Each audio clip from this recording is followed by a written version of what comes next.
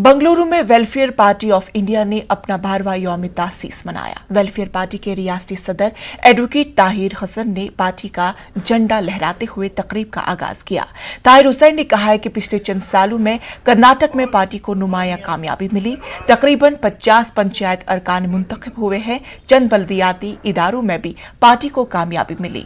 उन्होंने कहा कि मौजूदा सियासत से लोग तंग आ चुके हैं। एक साफ शफाफत मुतबादिल सियासी पार्टी का इख्तिदार में लाना चाहते हैं।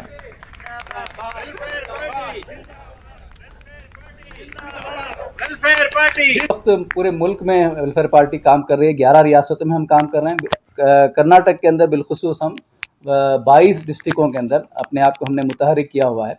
यहाँ के जो पंचायत इलेक्शंस हैं उसमें भी हमने हिस्सा लिया और तकरीबन इस वक्त 50 पंचायत मेंबर हमारे इन्हीं अक़दार और अखलाक की बुनियाद पर जो सियासत हम करते हैं उसका अमली नमूना पेश करने की कोशिश कर रहे हैं। और इसी तरह 5 म्यूनसिपल काउंसलर हमारे इन्हीं मकासद के तहत काम कर रहे हैं और जीते हुए हैं। अभी हाल ही में भटकल के अंदर जो है एक टाउन म्यूनसिपल के अंदर भी हमें बड़ी अच्छी शानदार कामयाबी हमको मिली है।